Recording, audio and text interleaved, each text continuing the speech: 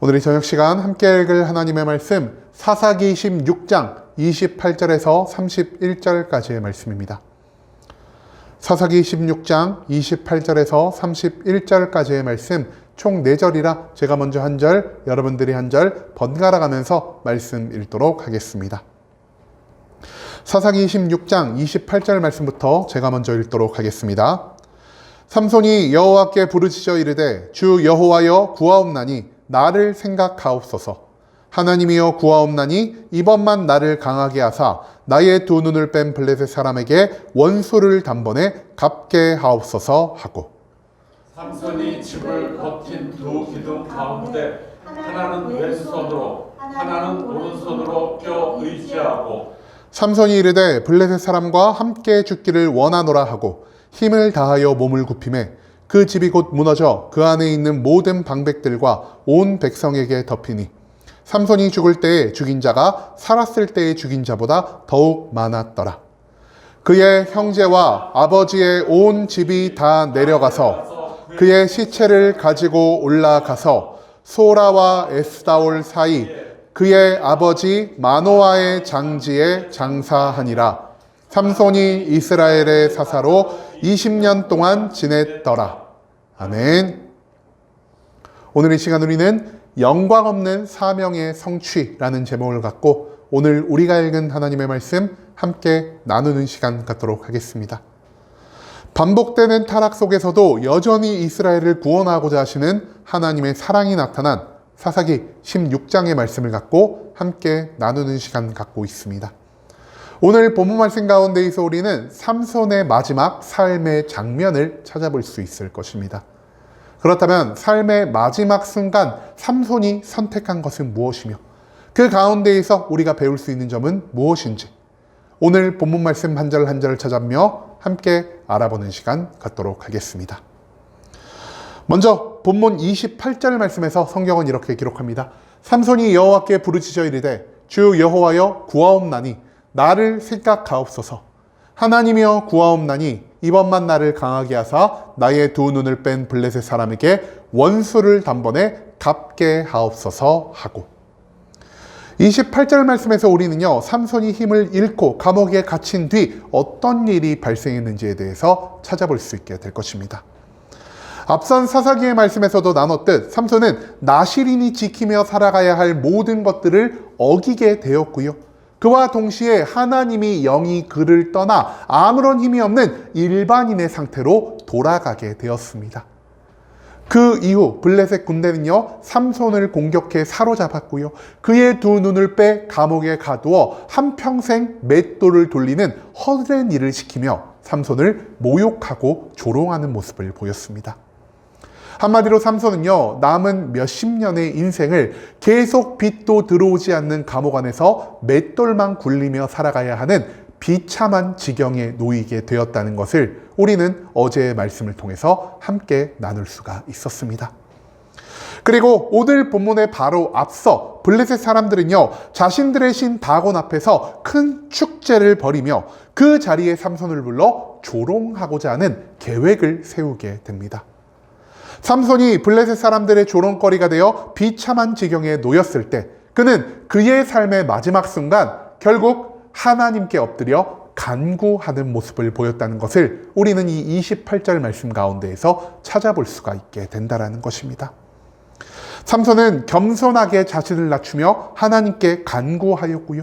마지막 한 번만이라도 좋으니 자신에게 이전과 같은 힘을 부여하셔서 하나님의 사명, 사사로서 블레셋 사람들을 죽여 이스라엘을 구원하는 그 일을 이루게 해달라는 기도를 하나님께 올리게 되었다는 것입니다. 한평생 자기 마음대로 자기의 만족과 유익을 따라 살아온 삼손은요 감옥에 갇힌 이후에야 자신에게 베풀어진 하나님의 사랑이, 하나님의 은혜가 얼마나 큰 것인지를 깨달을 수 있게 되었다는 것입니다. 그는 아마도 감옥 안에서 자신의 삶을 되돌아보며 회개했을 것이요. 그렇기 때문에 삶의 마지막 요청으로 하나님의 뜻에 합당한 사사로서의 삶을 살아가고자 했다라는 사실을 오늘 이 말씀은 우리들에게 가르쳐 주고 있다는 것입니다. 그 다음 이어진 29절과 30절 말씀에서 성경은 이렇게 기록합니다. 삼손이 집을 버틴 두 기둥 가운데 하나는 왼손으로 하나는 오른손으로 껴 의지하고 삼손이 이르되 블레셋 사람과 함께 죽기를 원하노라 하고 힘을 다하여 몸을 굽히매 그 집이 곧 무너져 그 안에 있는 모든 방백들과 온 백성에게 덮이니 삼손이 죽을 때 죽인 자가 살았을 때에 죽인 자보다 더욱 많았더라. 이 29절과 30절 말씀에서 우리는요, 삼손의 마지막 모습이 어땠는지를 찾아볼 수 있게 될 것입니다. 기도를 마친 삼손. 하지만 그가 겸손히 자신을 낮추어 하나님께 간구하였음에도 불구하고 하나님은 삼손의 기도에 아무런 응답도 하지 않으셨습니다. 하지만 그럼에도 불구하고 삼손은요, 내가 하나님께 구한 기도의 제목이 나의 만족을 위해서가 아닌 하나님의 사명을 위한 것이기 때문에 하나님이 나의 기도를 들어주셨다는 확신을 가지고 자기 왼쪽과 오른쪽에 있는 가장 큰 기둥을 자신의 팔로 감싸 안아 온 힘을 다해 몸을 앞으로 구부리는 모습을 보입니다. 한마디로 삶의 마지막 순간에 와서야 삼손은 하나님을 온전히 믿는 믿음을 가지게 되었다는 것이죠. 그리고 그때 하나님이 허락하신 초인적인 괴력이 다시 한번 삼손의 몸을 통해 발현되게 되었고요. 삼손의 몸을 굽힌과 동시에 그 기둥이 완전히 무너져 내려 다곤의 신전 안에서 함께 축제를 벌이던 모든 블레셋 사람들을 몰살시키게 되었다는 것을 29절과 30절의 말씀은 우리들에게 알려주고 있습니다. 삼손도 그 자리에서 죽음을 맞이하였고요. 삼손을 조롱하던 수없이 많은 블레셋 사람들도 죽음을 맞이하였습니다. 그뿐만이 아닙니다. 블레셋에 있는 5개의 성읍을 다스리던 여러 방백 중 몇몇이 바로 이 다곤의 신전 축제의 자리에서 함께 죽음을 맞이하였기 때문에 블레셋은 굉장히 약해질 수밖에 없었고요. 이로 인해 이스라엘은 블레셋에서 해방을 얻을 수 있게 되었다는 사실을 오늘 본문 말씀은 우리들에게 드러내고 있다는 것입니다. 즉 삼손은요, 삶의 마지막 순간에 이르러서야 하나님이 원하시는 모습, 즉 사사의 나실인에 합당한 그러한 삶의 모습을 완수하게 되었다는 사실을 오늘 이 본문 말씀은 우리들에게 가르쳐주고 있다는 것이죠. 그리고 마지막 31절 말씀에서 성경은 이렇게 기록합니다. 그의 형제와 아버지의 온 집이 다 내려가서 그의 시체를 가지고 올라가서 소라와 에스다올 사이 그의 아버지 마노아의 장지에 장사하니라. 삼손이 이스라엘의 사사로 20년 동안 지냈더라. 이 31절 말씀에서 우리는 삼손이 죽은 후 어떤 일이 있었는지를 찾아볼 수 있게 될 것입니다. 이처럼 삼손이 다곤의 신전에서 블레셋의 수많은 사람들과 함께 죽음을 맞이하였다라는 이 소식은요, 이스라엘 전역으로 빠르게 퍼져나가기 시작합니다. 그리고 삼손의 죽음 소식을 들은 그의 형제와 그의 부모들은 이 다곤의 신전으로 내려가서 삼손의 유해를 수습하게 되었다는 것이죠. 여기서 우리가 찾아볼 수 있는 한 가지 안타까운 점은요, 삼손이 삶의 마지막 순간에는 이스라엘을 구원하는 사사의 모든 역할을 감당했음에도 불구하고 삼손을 찾아가 그의 장례를 치러준 사람들이 오직 삼손의 형제와 아버지, 즉 부모님밖에 없었다라는 사실을 우리는 이 말씀 가운데에서 찾아볼 수가 있었다라는 것입니다. 한마디로 이스라엘의 사사로서 이스라엘을 구원하는 그 모든 역할을 감당했음에도 불구하고 이스라엘 모든 백성들이 삼손의 죽음을 애도하지 않았다라는 것을 성경 말씀은 우리에게 알려주고 있다는 것이죠. 이것은요, 삼손이 살아생전에 보인 사사답지 않은 모습, 오직 자신의 만족과 유익을 위해 이스라엘 백성과 블레셋 사이에서 계속 분쟁을 만들며 이스라엘을 더욱 괴롭게 했다는 데에서 그 원인을 찾을 수도 있을 것 같습니다. 하지만 그럼에도 불구하고 하나님은 마지막에 회심함으로 하나님이 그에게 내려주신 모든 사명을 성취한 삼손을 인정하여 주셨고요. 그렇기 때문에 성경은 삼손을 사사로 기록하고 있다는 것입니다. 그리고 성경은요, 삼손이 20년간 이스라엘의 사사로 지냈다는 것을 마치며 삼손에 대한 모든 이야기를 끝내게 되었다는 것, 그것을 오늘 본문 말씀 가운데에서 우리는 기억해야만 한다는 것입니다. 여러분, 삼손은요, 이스라엘 역사 전체를 돌아봐도 흔하지 않았던 선택받은 자였습니다. 태어나기 전 이미 하나님의 나실인으로 하나님의 사사로서 택정을 받았고요. 구약에 나온 그 어떠한 인물도보다 가장 많은 성령의 충만함을 경험했으며 그와 동시에 다른 사람이 경험한 그 애매모호한 성령 충만함의 경험이 아닌 육신의 괴력이라는 내 온몸으로 확실히 경험할 수 있는 하나님의 능력을 직접 체험한 자가 바로 이 삼손이었다라는 것입니다. 그럼에도 불구하고 삼손은 어땠습니까?